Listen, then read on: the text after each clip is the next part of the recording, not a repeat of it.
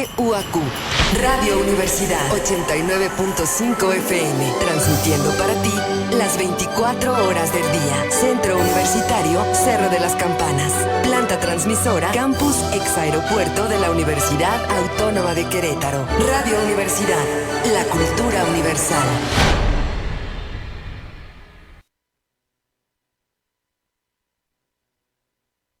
XHUAQ 89.5 FM. Radio Universidad, transmitiendo para ti las 24 horas del día. Estudios y oficinas, Centro Universitario Cerro de las Campanas. Planta transmisora, Campus Exaeropuerto de la Universidad Autónoma de Querétaro. Carretera Chichimequilla sin número, Ejido Bolaños. Radio Universidad. Integrante del Sistema de Radio, Televisión y Cinematografía de la Universidad Autónoma de Querétaro. Radio Universidad, la cultura universal.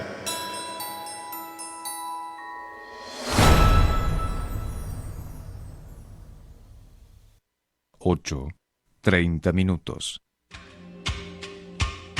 Ecos de la antigüedad. El aprendizaje del hombre en su recorrido por la historia a través del tiempo. Análisis, reflexiones, leyendas, tradiciones y mitos desde una óptica diferente. Una producción de Raúl Rodríguez Lucio para Radio Universidad.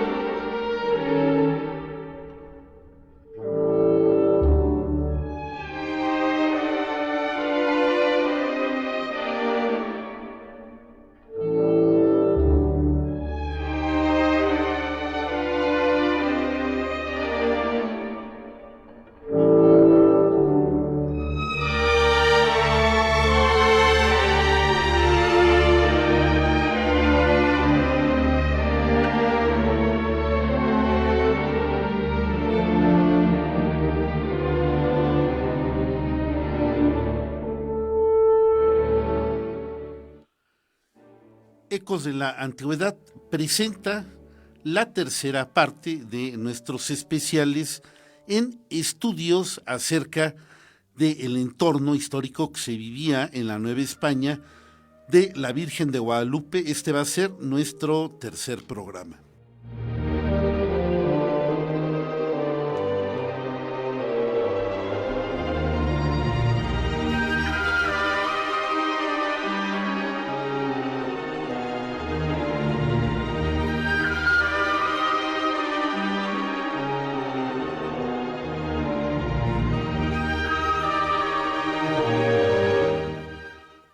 También vamos a tener, para empezar el programa, la entrevista al ingeniero Humberto Huejara, quien viene por segunda o tercera vez, bueno, yo creo que es tercera vez, aquí a este programa, un querido amigo, para platicarnos de su proyecto, y en esta ocasión viene acompañado de la licenciada Adilene Ortega, que trabaja en el Departamento de Desarrollo Tecnológico de su grupo, llamado Grupo Huejara, como es su apellido.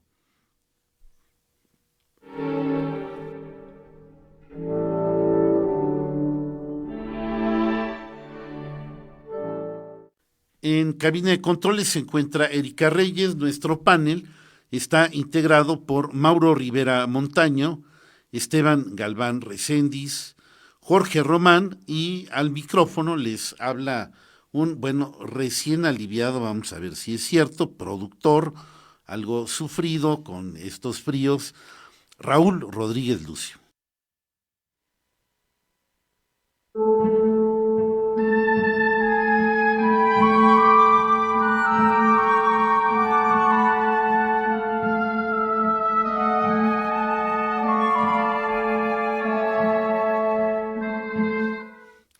Amigos míos, ¿qué tal? ¿Cómo están? Muy buenos días. Les damos la más cordial bienvenida aquí a nuestro salto al pasado, sábado a sábado, 8:30 de la mañana, como hace 24 años ya, casi de que se inició esta aventura. Y bueno, ya nos encontramos aquí con una sorpresa, un amigo, una nueva entrevista. Y bueno, antes de comenzar formalmente el programa, la conducción de esta entrevista va a quedar en manos de Esteban Galván, quien va a entrevistar a nuestro compañero Humberto Huejara. Adelante, Esteban. Muchas gracias, Raúl. Pues a nuestros invitados de hoy también buenos días. Buenos días a nuestros estimados radioescuchas en esta ya, hoy sí, fría mañana, aunque oficialmente todavía no entra el invierno, pero pues ahora sí da gusto, sobre todo para aquellos que nos encanta el frío, pues despertar y sentir que estamos vivos, porque hoy sí en la mañana realmente caló hasta los huesos el frío. Y ahorita ya el sol ya empieza a calentarnos.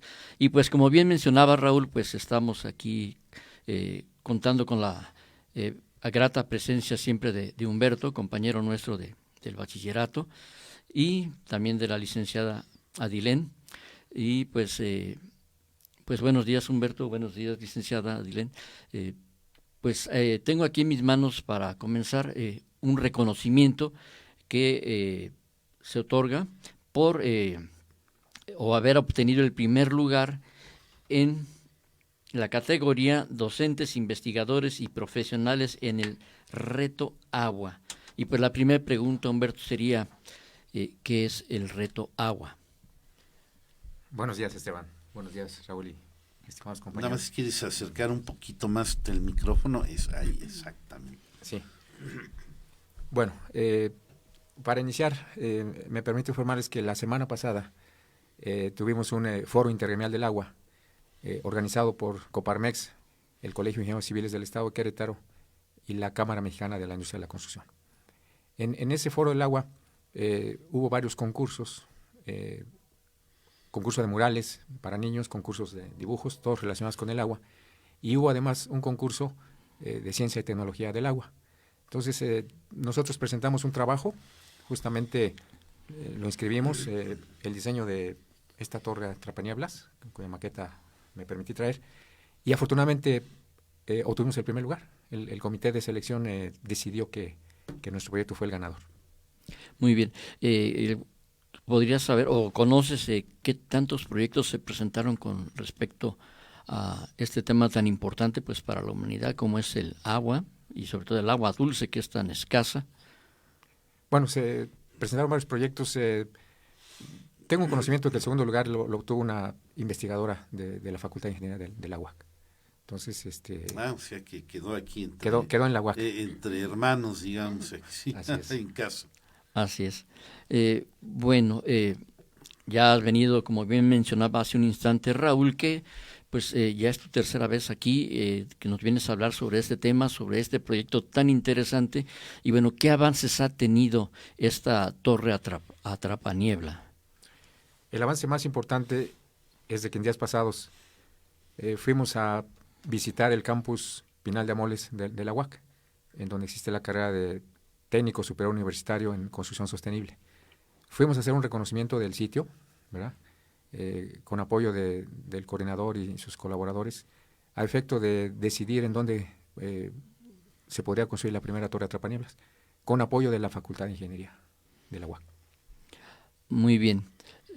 Por lo que bueno, nuestra universidad en este aspecto yo creo que es pionera. No sé, desconozco realmente mucho del tema, no sé si en algunas otras partes de nuestro país alguna otra institución educativa esté pues también trabajando respecto a este tema. Se nos acercó en días pasados Canacintra Veracruz. Tienen intención de conocer esta tecnología para aplicarla en Perote, Veracruz, que es una zona donde hay niebla densa. Interesante. Pero volviendo de nuevo aquí al estado de Querétaro, además de Pinal de Amoles, que vamos a llamarlo de esta manera, pues es el programa piloto, por lo que veo, ¿alguna otra institución de Querétaro o alguna otra dependencia de gobierno se ha acercado a ti para ver las posibilidades de aplicarlo en algunas otras partes de la región de nuestro estado? Así es. En días pasados, durante el foro, tuve oportunidad de platicar con el vocal ejecutivo de la Comisión Estatal de Aguas, quien está muy interesado en que apliquemos esta tecnología a otras regiones de la Sierra Gorda. Bueno, imagino que esto se debe a que principalmente en la Sierra Gorda pues hay bastante nubosidad, generalmente gran parte del año, y sobre todo pues en las épocas de lluvia, ¿no? Épocas en que hay huracanes y todo esto. Pero en la zona del semidesierto. En la zona del semidesierto estamos considerando obtener agua a partir de la humedad del aire. Ese es otro proyecto. Claro que el volumen sería menor, y estamos considerando en partes altas colocar algunos instrumentos de medición como los anuncios espectaculares de Querétaro para captar un poco de agua del medio ambiente. Muy bien. Bueno, además, ahorita antes de entrar al aire platicábamos un poquito acerca de que pues no es nada más la cuestión de atrapar la niebla, condensarla y que se convierte en agua, en líquido, para que la gente la pueda aprovechar para pues diferentes actividades del día. También hablábamos de la importancia de saber utilizarla. Exactamente. El uso doméstico pues es muy importante. El 40% del agua que consumimos en las casas habitación se va en el WC, el 20% en la ducha. Entonces ahí tenemos que reducir esos consumos considerablemente, y la licenciada Adilene, mi compañera, podría explicarles y darles algunos tips relacionados cómo ahorrar agua en casas habitación. Pues adelante, Adilene. Hola, buenos días. Pues muchas gracias por recibirnos. Y claro, sí, es una manera de empezar a ahorrar agua. Por ejemplo, nosotros ahorita tenemos un proyecto donde vamos a reutilizar el agua del lavamanos, la que utilizamos para lavarnos las manos, para que caiga al depósito de agua y de ahí mismo se reutilice para bajarle al baño. Entonces es una buena manera también de reutilizar, que no tires papeles al baño, y tampoco las colillas de cigarro a la taza del baño, para que no tengas la necesidad de bajarle. Otra manera es cuidar bien también los grifos de las llaves del agua, que veas que no estás teniendo ninguna fuga, porque ahí también se desperdicia gran parte del agua.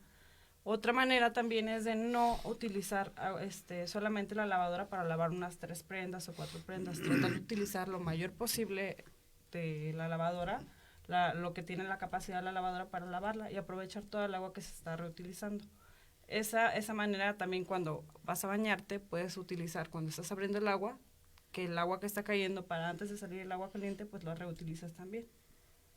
Así es, capturarla en alguna cubeta, algún tipo de recipiente, ¿verdad? Exactamente, que no se esté tirando esa agua, y esa agua poderla reutilizar para regar las plantas o para el baño mismo, para trapear.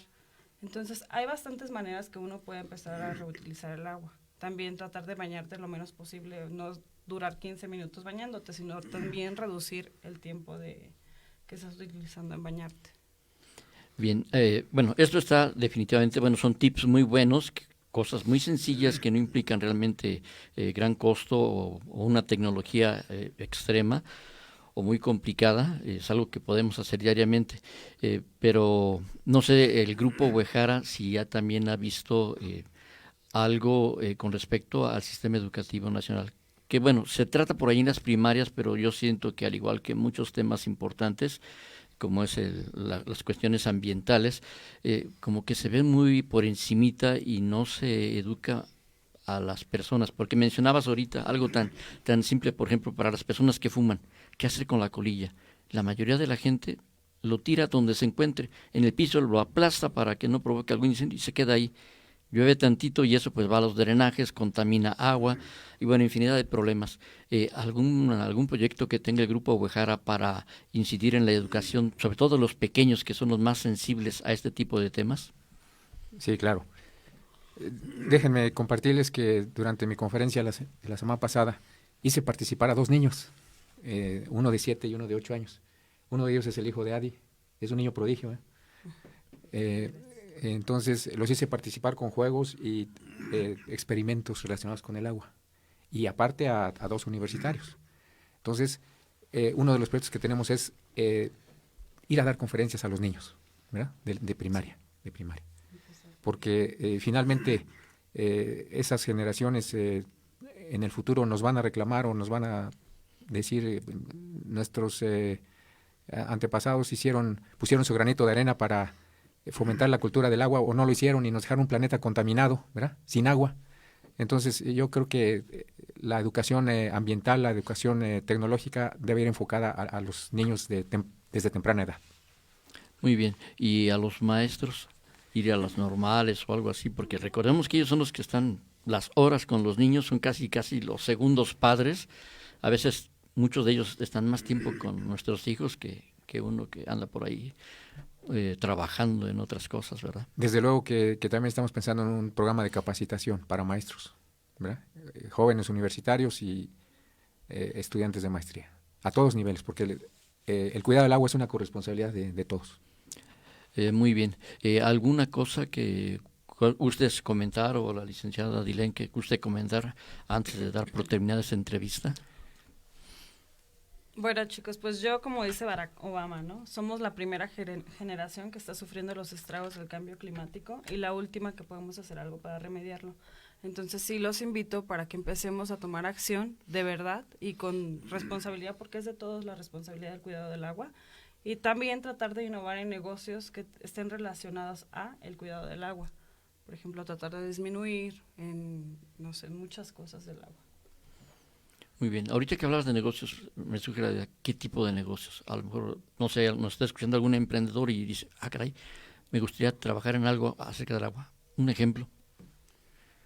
Pues un ejemplo es justamente lo que estamos tratando de desarrollar, crear inodoros con lavamanos integrado. Los inodoros ya existen. Sí. Y bueno, ahí lo que se tiene que hacer es modificar la tapa nada más del inodoro, ¿verdad? Y algunos elementos hidrosanitarios, o sea, para adecuarlo, y que pudiera existir un lavamanos sobre la tapa del WC.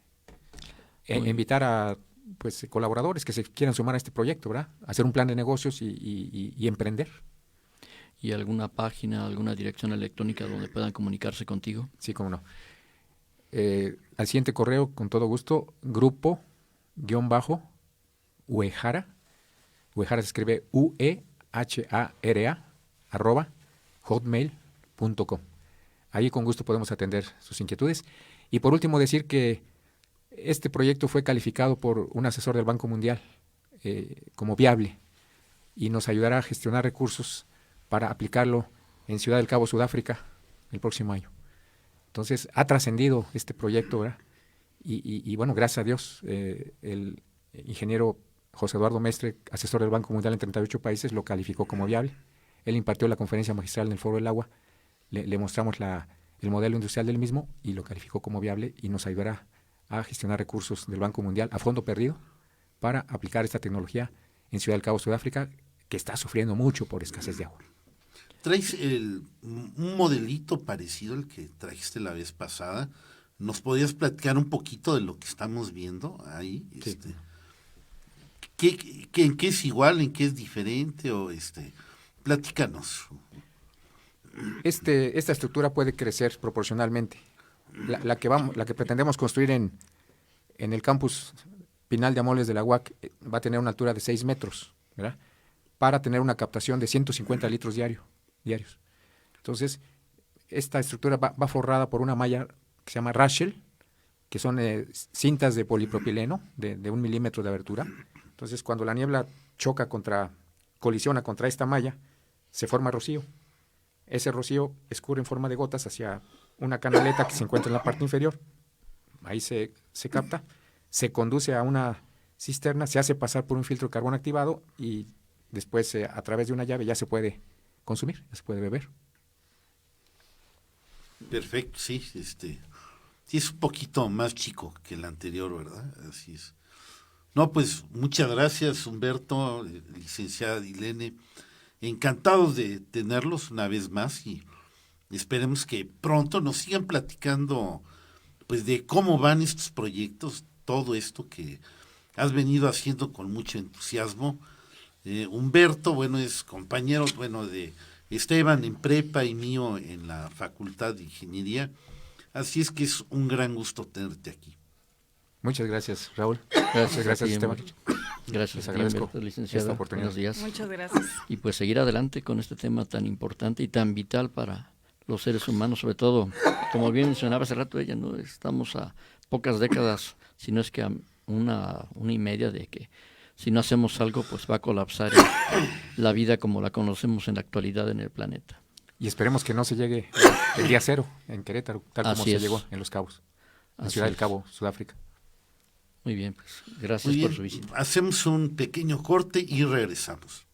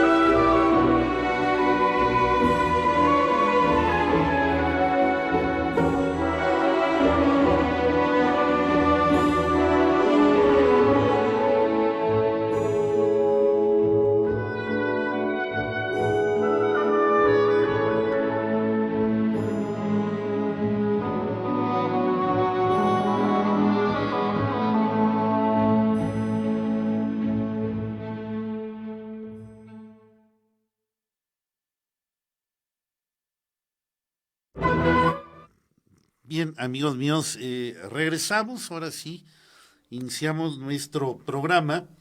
En las redes, bueno,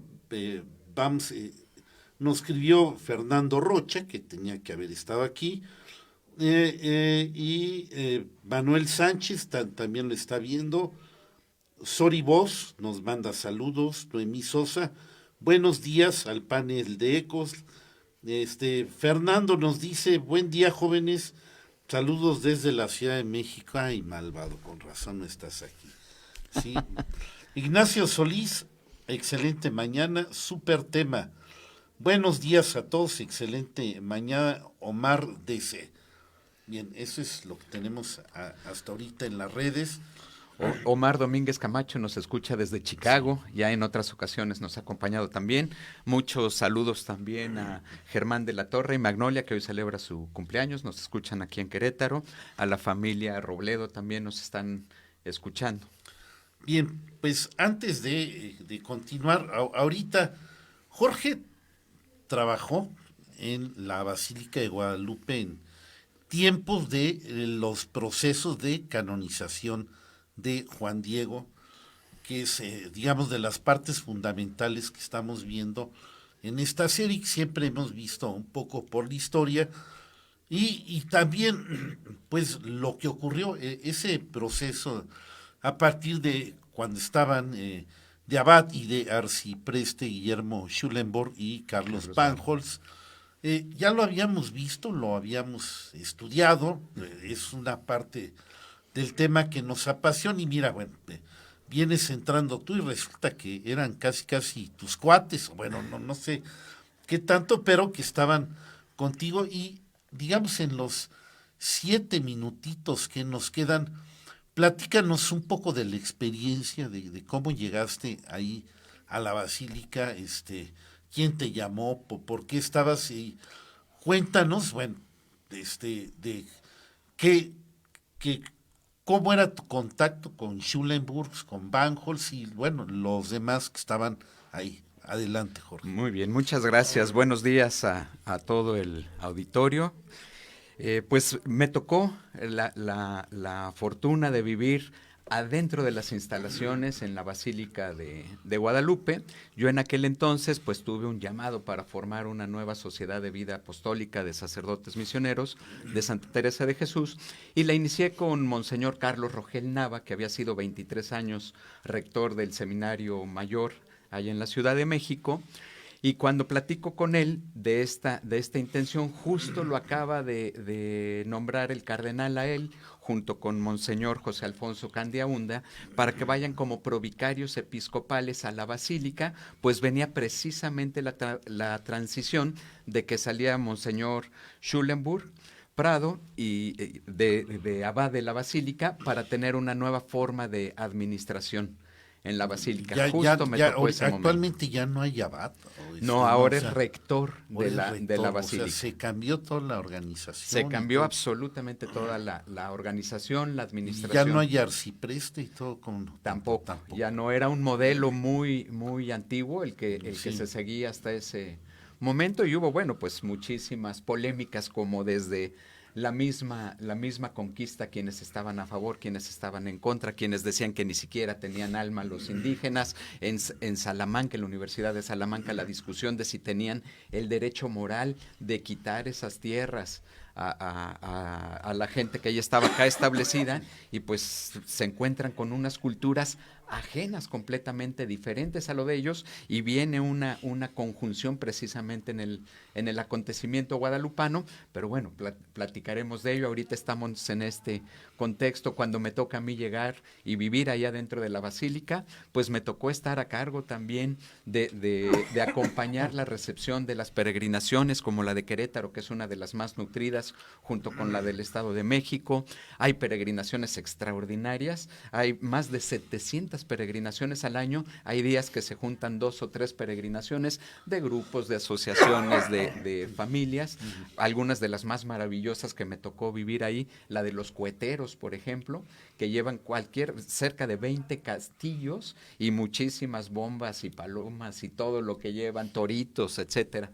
Ahí la de los pajareros también, con las jaulas altísimas llenas de pájaros, y se oye el canto en el altar mayor de la Basílica, sensacional. Pues todo lo que son las danzas indígenas. Sí, eso es un signo de, bueno, cuando a Juan Diego en la historia se le aparece la Virgen, lo primero que escucha es el canto de los pájaros. Ahí, que es lo que llama su atención para subir al cerrito, precisamente, sí, cuando está sacándole la vuelta a la Virgen, porque tenía enfermo a su tío Juan Bernardino, y le saca la vuelta para no encontrarse con ella, y le llama la atención el canto, y se encuentra con la Virgen. Ahora sí que se le apareció la Virgen arriba en el cerrito.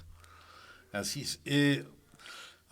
Tú vivías, porque mira, yo ya no sé si eres chilango o queretano, o sea, ya estoy un poco confundido. ¿Dónde naciste, Jorge? Yo nací en la Ciudad de México. Coincidentemente vivíamos en Popotla, donde está el árbol de la Noche Triste, donde lloró Cortés la derrota en ese momento también. Y nos venimos a vivir acá a Querétaro. Por parte de mi abuela paterna, Guadalupe de la Llata Villagrán, ella nació acá en la ciudad de Querétaro, y la familia de la Llata, los primeros llegaron desde por ahí de 1620 aproximadamente. Entonces hay profundas raíces acá en Querétaro de la familia. Mi abuelo era español y mis abuelos maternos ambos eran poblanos. Yo nací en la Ciudad de México y desde 1985 nos venimos a vivir acá a Querétaro. Queretano por adopción. Bien, sí, pero pues como tienes mezcla con familias queretanas, estamos igual. Somos casos muy semejantes. Bueno, estamos ya cerca de la mitad de nuestro programa. Vamos a hacer ahorita nuestro corte de medio tiempo para identificar a nuestra estación. Teléfono en cabina 1-92-12-93. Para mensajes de texto tenemos el 44-23-22-10-77. O estamos aquí en las redes Radio 89.5 FM Universidad y la página de Ecos de la Antigüedad de Facebook. Y bueno, pues los dejo con Erika y regresamos para la segunda parte de este programa. XHUAQ 89.5 FM Radio Universidad, transmitiendo para ti las 24 horas del día. Estudios y oficinas, Centro Universitario, Cerro de las Campanas, planta transmisora, Campus Exaeropuerto de la Universidad Autónoma de Querétaro, carretera Chichimequilla sin número, Ejido Bolaños. Radio Universidad, integrante del sistema de radio, televisión y cinematografía de la Universidad Autónoma de Querétaro. Radio Universidad, la cultura universal.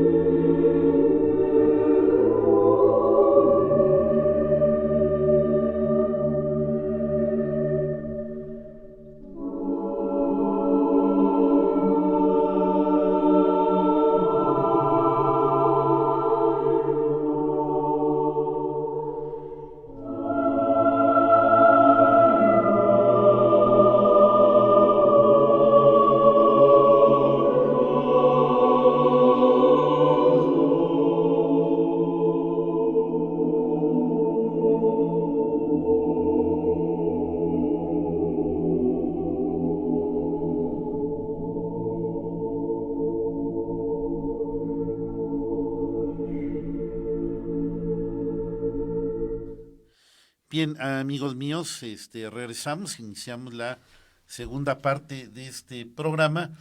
Dentro de los temas que hablamos hace 8 días, que no pude escuchar porque, pues, debido a la tos, no pude seguir, pero platicaban algo sobre el origen de la Guadalupe de España, ¿no? Algo así de la leyenda, de cómo estuvo, y ahorita Mauro nos tiene una pequeña investigación, seguramente para redondear lo que se dijo hace 8 días. Mauro, adelante. Sí, muchas gracias. Sobre todo el buscar informaciones sobre lo que nos comparten y sobre lo que nos compartió el maestro Esteban. Estuve investigando y encontré que existen varias advocaciones marianas bajo el título de la Virgen de Guadalupe. La primera de ellas es la Guadalupe Extremeña, 1326, provincia de Cáceres, España. Allí es donde están las raíces devocionales primigenias. La leyenda habla de que la imagen fue realizada en un taller de escultura, fundada en Palestina en el siglo I, y se menciona a Lucas Evangelista. Esto hay que investigar de mi parte, saber si él tuvo que ver con la autorización, con la hechura o algo por el estilo, y si tiene que ver, se convertiría en el Aarón de nuestros tiempos, porque negó al Dios creador y la profecía de resurrección. Siglos después, venerada en los templos de Acaya y Vizcaíno. Posteriormente, el Papa Gregorio Magno regala esta escultura a San Leandro, arzobispo de la Sevilla visigoda, quien coloca la imagen en una ermita a las afueras de la localidad. Durante la invasión musulmana del 711, los fieles a la estatua de esa ciudad la depositan en una caja, la esconden junto al río Guadalupe en la zona serrana de Villarcas, al pie de la sierra de Altamira. Leyenda del siglo XIII. Habla de una aparición al ranchero de la provincia de Casares, llamado Gil Cordero. La Virgen se le apareció junto al castillo de Alia, excavó a 1 metro de profundidad, encontró la caja con la estatua en su interior, agolpó piedras e hizo una cabaña donde depositó a la Virgen. Después del supuesto milagro de resucitar a una persona, los clérigos creyeron y fueron con la gente de la ciudad. Al encontrar la cabaña, acordaron construir una ermita. Luego, después otra leyenda del 1330, que Alfonso XI, andando de cacería, se encuentra con esta ermita, y en el 1340 el mismo Alfonso XI se recomienda o se enmienda en ella o le pide de favor a la Virgen de Guadalupe en la batalla del Salado, resultando victorioso, razón por la cual decide reformar la iglesia, añadirle edificios adyacentes y hacer un albergue para peregrinos. La primera referencia a esta imagen es de 1326. Se trata de un documento episcopal firmado por 2 patriarcas, 2 arzobispos, 15 obispos en el que se concede indulgencia plenaria a las personas que visiten la iglesia de Santa María de Guadalupe. Y después,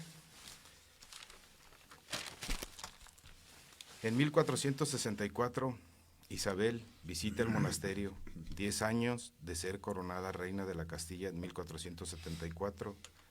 Al contraer matrimonio con Fernando, los reyes católicos visitan el monasterio durante varias ocasiones. En 1492, el monasterio es lugar de encuentro entre Cristóbal Colón y los reyes católicos. En el monasterio, Isabel y Fernando dictan el día 20 de junio de 1492 en la sala capitular 2 cartas dirigidas a Juan de Peñalosa con el contiguo o la solicitación de la entrega de 2 carabelas para iniciar su viaje hacia las Indias. Y eso es lo que yo les comparto ahorita del origen de dónde se encuentra esta imagen. Y según los datos que hemos encontrado, o yo he encontrado, se refiere a que llevaron a Marcos Aquino de Zipac, o lo que se refiere al hacedor de esta pintura, para que la conozca y se inspire como modelo y guía para hacer la que hoy conocemos. Y la que él pintó tenía una corona, y después se le retiró esa corona y es la que conocemos en la actualidad. ¿Se parecen las dos Guadalupes, Mauro? La primera, o sea, la española con la mexicana. La primera, según yo encontré también que Hernán Cortés, cuando tomó la ciudad más importante de ese entonces antiguo mexicano, derribó todos los ídolos que había ahí y puso esa imagen. Y en sus inicios de evangelización así se presentaba una mujer sin estar cubierta del pelo y traía un infante que se puede decir que era Jesús. Y ese fue el primer origen de la guadalupana, una mujer con el pelo suelto, un bebé en brazos. Después se modificó a ella sola y con una corona, y a lo que hoy conocemos es lo que hay actualmente. Muy bien, Mauro, pues bonita, interesante investigación. ¿Comentarios, Jorge? Sí, pues que yo les llamo diosidencias, hay quienes les dicen coincidencias, causalidades o casualidades, todo lo que se iba a derivar de esto, ¿no? En un lugar que es precisamente el convento de Guadalupe, allá en España, y que se firmen estos acuerdos, que se haga el acuerdo de comprar ahí las carabelas. Yo siempre he dicho que la fe es la actitud que tomamos ante los eventos de la vida. Entonces nos podemos preguntar los porqués hacia atrás y vamos a entender y comprender mucho de lo que sucede en el presente, pero este es un cambio, un giro de 180 grados, en lugar de voltear para atrás en el porqué, voltear para adelante en el para qué.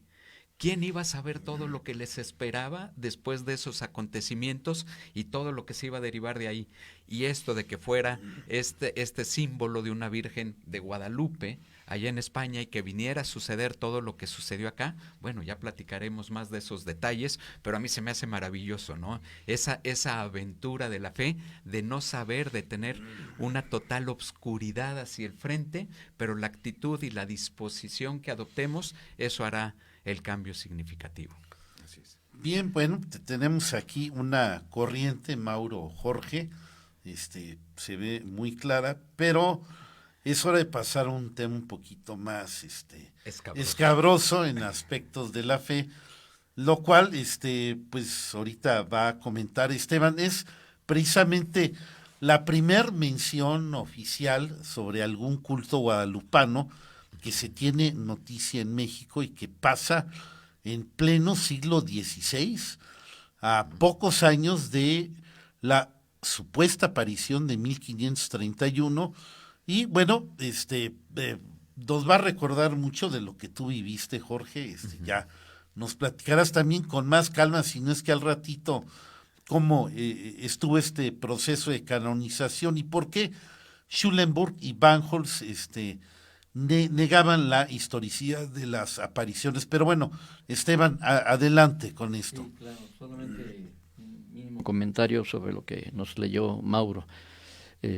Primero, Lucas no hizo la imagen para venerarla o adorarla, simplemente hizo una talla de madera de una mujer, porque él conoció, pero nunca fue su intención, que después a través de los pasos de los siglos haya cambiado la intención es muy diferente. Segundo, ¿cuál es la diferencia? Y lo comentamos la semana pasada, entre la imagen que está en España y la que está aquí en México. Platicamos que la imagen original está muy protegida en el altar mayor de su santuario ya en España, y para evitar en ese tiempo que se pirateara y que se hicieran copias y que después se negociara con ellas, se hizo una copia más clarita que está enfrente en el coro, y esa imagen del coro es la que Hernán Cortés trae a México en una copia, y que es la que conocemos ahora. Y como bien dice, se le han añadido, se le han quitado algunos, a través de los años se le han agregado detallitos a la imagen, pero así básicamente. Entonces, la diferencia se puede deber a, como también se mencionó la semana pasada, a los materiales en los que esculpes algo. La madera le da su propio matiz, sus propias características. No es lo mismo una madera de pino, de cedro o de ébano, definitivamente cambia, ¿no? Y bueno, El ébano si quedamos prácticamente que... es por la facilidad de su talla ser un poquito más blanda. Sí. Aunque existe la caoba como la cantera suave y dura. Sí, exacto. Y bueno, esto le da ciertas características, y la original es más negra definitivamente en color que la que tenemos acá, que es más clarita. Sí, es lo que encontré como bueno, dato, que su origen también es de un tono más oscuro. Así es. Entonces esas serían las diferencias realmente para contestar la pregunta que se te refiere hizo. a la necesidad de la burguesía o de la No es humanidad. necesidad, simplemente te digo, son cosas que se hacen. La original está en una madera, seguramente esa madera no se encontraba en ese momento en ese lugar de España, se hace la copia y bueno, resulta ser que resultó más clarita, pero en sí no es tanto el cómo fue construida o de qué materia fue construida, sino la intención. Okay. Y eso es lo que trae Hernán Cortés a México, y bueno, suplantan, no nada más él, esto era costumbre de todo el tiempo, lo vemos igual en Pablo, en algunas de sus cartas, ahí en Hechos de los Apóstoles, nos habla de cómo él empieza también a suplantar algunas festividades paganas por algunos rituales judíos en aquella época. Entonces es algo que se ha manejado en toda la historia de la humanidad, llegar y suplantar. Hay unos que sí llegan y arrasan completamente, y bueno, se dan así detalles. Y los españoles, los frailes europeos que llegaron a América, pues lo que hicieron, empezar a suplantar ciertas ideas nativas de estos lugares por las que ellos traían, porque para esto pues habían conquistado. Bien, vamos a las redes ahorita, que están llegando saludos. Nacho Guizar Marín, creo que es pariente que vino a cantar hace poco. Correcto. Manda saludos a ti y a mí. Saludos a Nacho Guizar. Así es. ¿Me permites, Raúl? Tal vez él no se acuerde de mí, pero fuimos compañeros en el Salesiano hace ya unas lunas. Ya. Sí, allá en el siglo pasado. Sí. Tío, tal vez no se acuerde de mí, pero yo sí me acuerdo de él. Sí, no, ¿quién no se va a acordar de ti, Esteban? Por favor. Si eres todo un personaje aquí en la ciudad. Bien, Fernando Roche dice que se escucha muy bajo, Erika. Dice que hay que era Mauro, que estaba como con pena, ¿no? Sí, siempre. Sí. Rocío Reynoso, buenos días a todo el panel, y a Erika te mandan saludos, Erika. Omar DC, me parece que esa pintura está en la Catedral de Notre Dame, y luego dice, tengo una foto de ella y a ver si las encuentro. Bueno, ahorita Jorge había encontrado una, y dice, Jorge, te mando fotos de esa, pues es la que nos enseñaste. Sí, es una virgen que se ve como negrita. Connie Ramos, que nada más lo está viendo y ya no quiso venir. Bueno, ok, Connie, está bien. Y saludos, sí, ya se acordó, Ignacio Guizar de ti, te manda saludos. Igualmente. Y yo, ahora sí, ya, vamos al cubetazo de agua fría. Esteban, por favor. Pues vamos a, como bien mencionabas. Dejemos a la española en paz y vamos con eso que ocurrió. Sí, nos vamos a trasladar al año de 1556, para ser exactos, un 8 de septiembre, que en ese momento histórico, se celebraba la Natividad de la Virgen María. Y estando en la iglesia principal de los franciscanos, para ser más exactos, en la capilla de San José de los Naturales, ante la presencia del virrey y muchos oidores y gente muy importante de la ciudad, de lo que ahora es la Ciudad de México, pues le toca dar el sermón a él, con motivo de este festejo. ¿A quién? Perdón, sí, no, o sea, a Francisco, a Fray Francisco de Bustamante, que era sí, provincial de la Orden Franciscana aquí en México. Y es que ahorita me fui con la finta de este hermosísimo convento, del que pues ya nada más queda unas cuantas cositas en la Ciudad de México, si mal no recuerdo, es en la calle de Madero, casi para llegar a lo que es el eje central. Por ahí estaba el gran convento, sí. Que pues por ahí, azares del ahí destino. estaba la sede de los franciscanos. Así es. Y bueno, nada más esa figura del principal de los franciscanos competía, había competencia con los primeros obispos que llegaron. Y bueno, yo creo Así que es. en Sí. el seno de esa competencia pasa lo que pasa, pero sigamos escuchando. Exactamente. Entonces, pues a él le toca dar su sermón acerca de esto, y nos dicen las crónicas que pues sí, empezó muy bien, con una gran elocuencia, hablando sobre este evento que estaban celebrando ese día. Pero de pronto, pues se enciende el hombre, cambia las facciones de su rostro y se enoja. Y se enoja porque días atrás el arzobispo de México, Alfonso de Montúfar, había apoyado... Era el segundo, ¿verdad? El segundo, porque primero fue Fray Juan de Zumárraga. Eso sí, exactamente, sí, y dentro del clero secular pues era la máxima figura, ¿no? Y al igual que Bustamante, pero para los franciscanos. Bueno, se molesta tanto porque comenta que desde que llegaron los franciscanos, recordemos que es la primera orden de religiosos que llega a México para realizar la catequesis como debe de ser y hacer la conversión de los indios de sus ideas, de sus ideas religiosas a las ideas religiosas de los europeos. Empiezan a trabajar con ellos, y sobre todo para evitar la idolatría. Ellos estaban a los nativos de aquí de México, de Mesoamérica, estaban muy acostumbrados a adorar las imágenes generalmente en piedra de sus dioses, y entonces para evitar eso y caer en la misma idolatría, los franciscanos trabajan la línea de que, bueno, esto que ves aquí, esta imagen, esta escultura, esta pintura, es una representación de lo que hay en el cielo. La imagen como tal no hace ningún tipo de favor, ningún tipo de milagro. Es lo que está allá arriba, lo divino, lo que hace realmente el milagro. Pero en ese momento, en esos años, 20, 25 años después de que se hace la supuesta aparición, empiezan algún grupo de personas a decir que esa imagen, esa pintura, realiza milagros. Y naturalmente mucha gente empieza a creerlo y empieza a asistir a este lugar.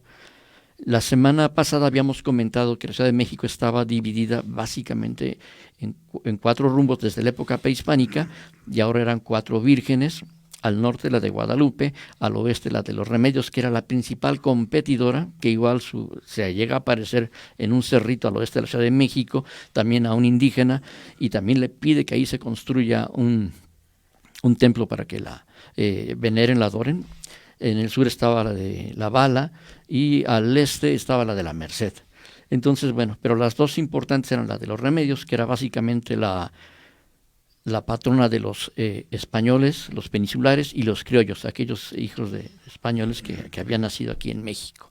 Mientras que los indígenas iban básicamente por la de Guadalupe, al norte. Por ahí cerca también está pues Tlatelolco, entonces recordamos que Tlatelolco, pues ahí fue una escuela importante de los franciscanos, donde se congregaban a todos los nativos de estas tierras para recibir instrucción pues europea. Bueno, la verdad es que pues tanto el virrey como los oidores pues sí se espantan, y más porque de Bustamante, Francisco de Bustamante, el fraile, le exige al virrey que tome cartas en el asunto y que termine de facto con esta idea, que la imagen es una pintura que se le mandó a hacer a un indio de nombre Marcos Zipac como una representación de lo que hay allá arriba, pero que esa imagen no era milagrosa. Y que esto se estaba viendo mal porque sobre todo los indígenas, que de por sí eran religiosos antes de que llegaran los españoles aquí, pues imagínense con estas nuevas ideas, pues empezaban a dejar un buen de limosnas para esta pequeña ermita que había ahí. Y bueno, también ese dinero como que no se sabía exactamente a dónde iba a parar. Y además Bustamante exigía que ese dinero mejor se diera para un hospital, para la gente indigente, para la gente enferma, para que se diera también claridad a esos ingresos. Naturalmente, pues se arma el escándalo, ¿no? Porque nunca se imaginaban esto. Esta ocasión el arzobispo no había ido ahí a esta celebración, pero pues no faltó quien fue y le contó todo lo que había sucedido. Y pues se enoja. Tan es así que luego hace una carta por ahí para escribir que, primero, que él no está dando su apoyo a esa idea de las apariciones, que él está de acuerdo en que se haga un santuario, en que se dé el culto a esto, pero como representación pero jamás ha dicho que aquello sea milagroso y que hay que ir a visitarlo. Y es tan grande este escándalo que inclusive el mismo arzobispo Montúfar manda hacer una investigación y se arma un juicio donde pues se cita a todas las personas. Claro, en este juicio no mandan a llamar ni al virrey ni a los oidores, como casi siempre pasa, porque pues, son gente muy, muy importante, entonces no los mandan a llamar para juicios de este tipo, pero sí a otros personajes importantes para ver qué tanto había dicho, si era cierto o no era cierto. Este juicio ha llegado a nuestros días gracias a que se conservó primero en archivos interesantes del Arzobispado de México. Inclusive por ahí, no recuerdo ahorita los nombres de los principales actores de esto, porque se da hacia 1870, 1880. Joaquín García y Casbalceta. Ese es uno de los últimos, porque antes de él está... Fray Serván Teresa de Mier también. Es el que habla de estos archivos. Creo que es el primero que lee esos documentos. Sí. Y dice, caray. Dice, sí. Bueno, a ellos obviamente...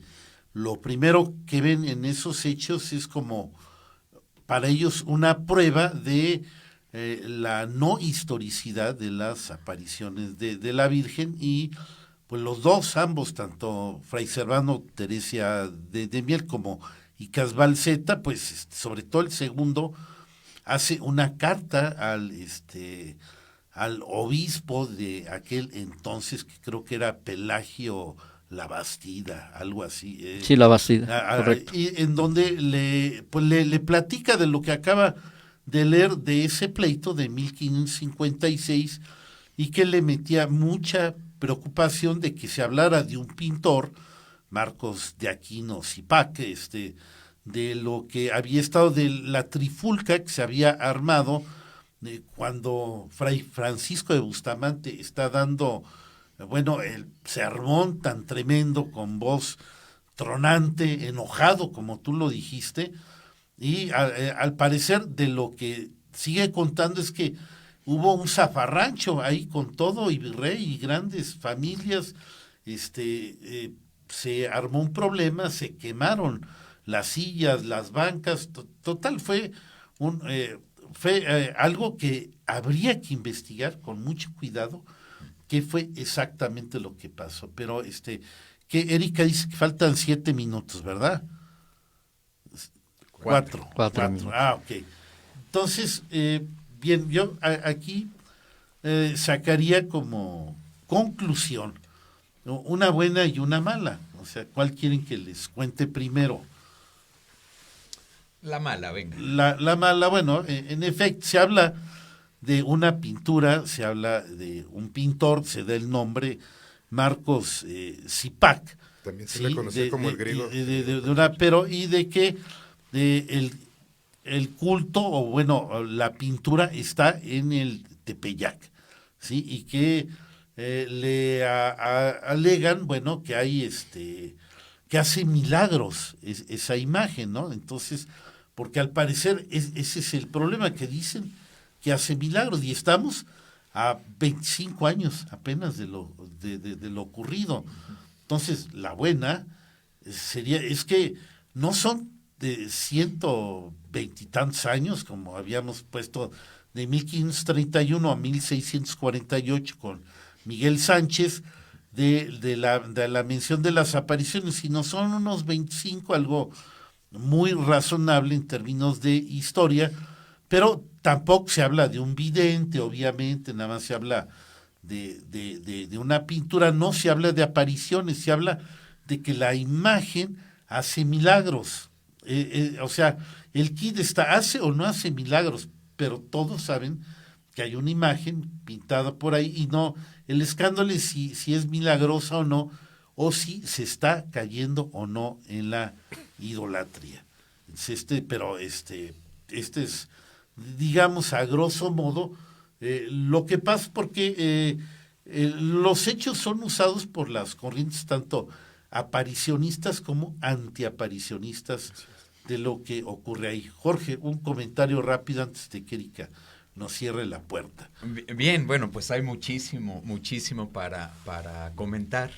En el hecho, cuando se hace todo el proceso de beatificación y canonización después de Juan Diego, bueno, se va a hacer un estudio histórico también de si realmente había existido o no había existido. No se tenían los registros que tenemos nosotros hoy en día. Lo que es un hecho es que a los 10 años de que se da la conquista ya de Tenochtitlán por Hernán Cortés, hay una profunda tristeza en los indígenas, donde se les habían caído todas sus creencias, todo lo que ellos pensaban, y hay todas estas discusiones que platicábamos también, y se da el fenómeno de que a raíz de esa aparición, pues empieza la conversión y una esperanza nueva para los indígenas. El mismo Motolinía decía que en los primeros 5 años prácticamente se bautizó a cerca de 5 millones de indígenas. Lo que a mí me tocó vivir en la Basílica en ese momento había un promedio de 200 Vamos a pararlo porque ya, Erika, ¿qué te parece? ¿Sí? Nos platicas de ese proceso de canonización, ¿cómo lo viviste? ¿Qué detalles iban pasando para de hoy en 8, ya como programa? Con todo gusto. Pues gracias a todos, gracias aquí al panel que me acompañó tan amablemente. Gracias a Erika Reyes aquí en Controles Técnicos, a todos los que nos llamaron, pues que tengan un bonito fin de semana y nos vemos hasta la próxima.